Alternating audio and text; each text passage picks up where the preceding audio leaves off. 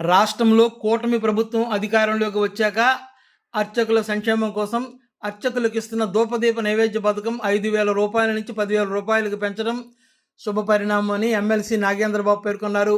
శాసన మండలిలో ఆయన మాట్లాడుతూ గౌరవ వేతనంగా 7,000 రూపాయలు ఇస్తున్నారని, ధూపదీప నైవేద్యాల కోసం మరో 3,000 రూపాయలు ఇస్తున్నారని, అయితే అర్చకుల పిల్లలకు తల్లికి వందనం పథకం పొందలేకపోతున్నారని, దీనిని రాష్ట్ర వ్యాప్త సమస్యగా పరిష్కరించాలని, అర్చకుల పిల్లలకు తల్లికి వందనం ఇతర సంక్షేమ పథకాలు అందేలా చర్యలు చేపట్టాలని నాగేంద్రబాబు కోరారు.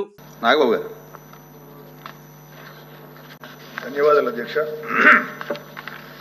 రాష్ట్రంలో కూటమి ప్రభుత్వం అధికారంలోకి వచ్చిన తర్వాత అర్చకుల సంక్షేమం కొరకు అర్చకులకు ఇస్తున్న ధూపదీప నైవేద్య పథకం 5,000 నుంచి 10,000 పెంచడం శుభపరిణామం.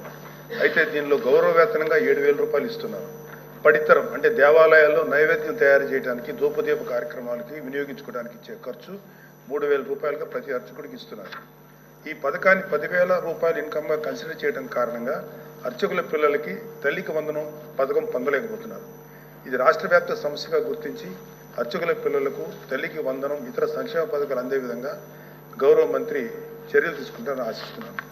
ఏ సంక్షేమ పథకంలో లబ్ధిదారులను గుర్తించడం అనేది ఒక నిరంతర ప్రక్రియ. శ్రీ నారా లోకేష్ గారికి తీసుకెళ్ళని మరొకసారి వారి దృష్టికి తీసుకొస్తున్నాం. తల్లికి వందనం పథకానికి అర్హులైన ప్రతి లబ్ధిదారునికి న్యాయం జరిగే దిశగా శ్రీ నారా లోకేష్ గారు కృషి చేస్తారని విశ్వసిస్తున్నాను. Thank you.